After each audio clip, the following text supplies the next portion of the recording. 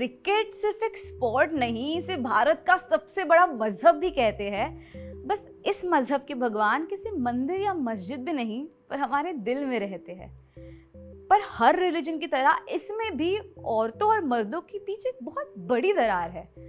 From playing the sport to watching it with passion, from जीतने की खुशी to हारने का अग्रेशन, मर्दों के हाथ में हमेशा इस स्पोर्ट की कमेंट्री का माइक रहा है और औरतें कहीं बैकग्राउंड के व्हाइट नॉइस की तरह घुल गई है। हर सीजन में एक ही टीम के सर पे ताज नहीं होता, और अगर एक बार इस स्पोर्ट का चस्का लग जाए तो फिर इसका कोई इलाज नहीं होता। वक्त बदलता है और बदलते वक्त के साथ साथ इस दुनिया के घिसे पिटे रूल्स की एक्सपायरी डेट भी आ ही जाती है। तो इस विमेन डोंट लाइक क्रिकेट वाले मिथ का अंतिम संस्कार करते हुए हम इस एपिसोड को आगे ले जाएंगे।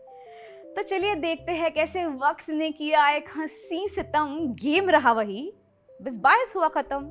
पता करते हैं कि कैसे फीमेल क्रिकेट से एंगेज होती है और इस प्रोसेस में आखिर कितनी स्टेज होती है।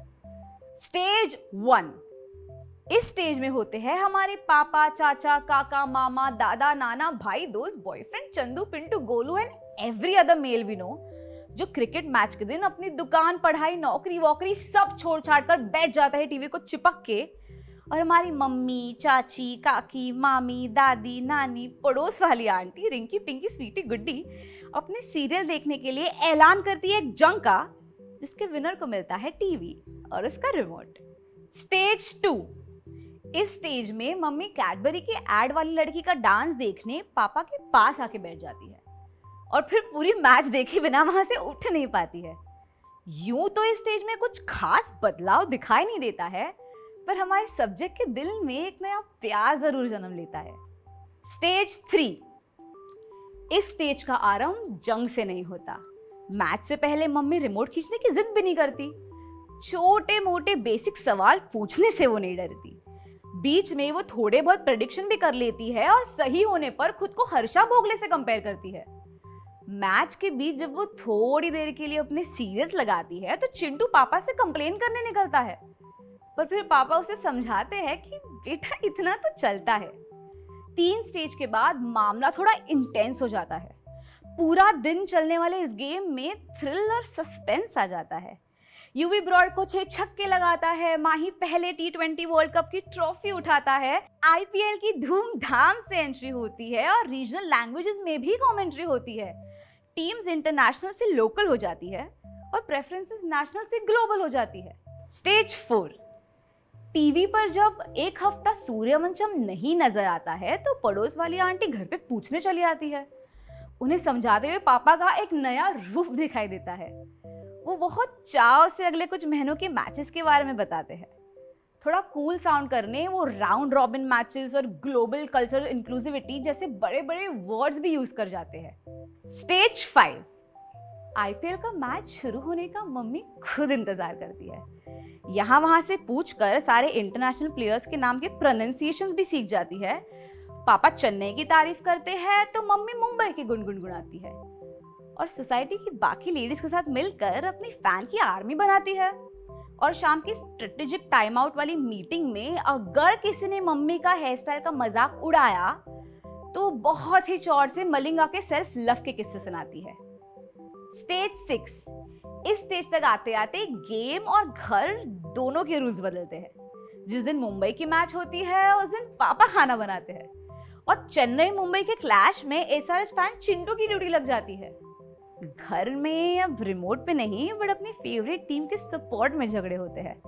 मम्मी का क्रिकेट ज्ञान आकाश चोपड़ा से भी आगे निकल जाता है और मुझे और मेरी फ्रेंड्स को कोहली पे क्रश आ जाता है।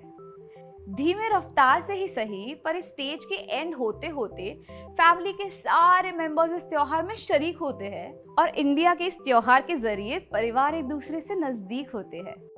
स्टेज 7, यहाँ आने पर सिर्फ स्टैंड्स नहीं ग्राउंड्स भी विमेन इंक्लूसिव हो जाते हैं। जब हरमनप्रीत और मिताली राज पिच पर एक दूसरे से टकराते हैं, विमेन सुपर लीग में अब स्टेडियम की सीट्स भरती है और मम्मी बड़े दिल से प्राउड फील करती है। सबसे तेज रोटी बनाने पर मम्मी चिंटू को पर्पल बेलन गिफ्ट करती है। मेरी डेब्यू जॉब लगने की खुशी में नाइट कर्फ्यू का पावर प्ले लिफ्ट करती है। Female anchors, female owners, female fans, female players के बाद अब गेम में फीमेल अंपायर्स भी शामिल हो जाते हैं और सेक्सिज्म और पेट्रियार्की की क्रीज थोड़ी थोड़ी धुंधली हो जाती है। स्टेज 8, ये गेम अब किसी एक जेंडर का नहीं रहता। क्रिकेट में फीमेल्स के लिए जगह नहीं है, ये कोई नहीं कहता। किसी को स्मृति मंडाना क्यूट लगती है तो किसी का शुभमन गिल पर दिल आता है, और राजस्थान की जर्सी का colour over the years blue से पिंक हो जाता है। और ये भी प्रूव हो जाता है कि पिंक कलर मर्दों पे भी उतना ही भाता है। सुपर ओवर में सिर्फ औरतें नहीं, मर्द भी अपने नाखून चबाते हैं, और फ्री हिट पर छक्का पड़े तो लड़के भी हाई पिच में चिल्लाते हैं, अपनी फेवरेट टीम का फ्लैग बनवाने ही सही। अब लड़के भी अपने चेहरे पे मेकअप लगाते हैं। इन सारे स्टेजेस के बाद औरत और मर्द के बीच की दरार mutual respect and admiration towards IPL से भरने लगती है।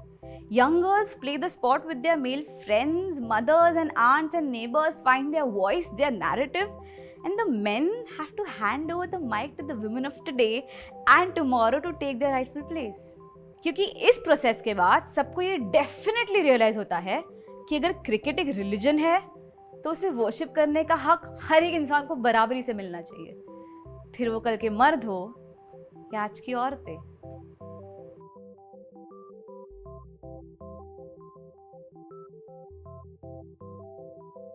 Guys, thank you so much for watching this video. If you liked it, please share it and subscribe to our YouTube channel and our Instagram and Facebook, and please share it with your friends.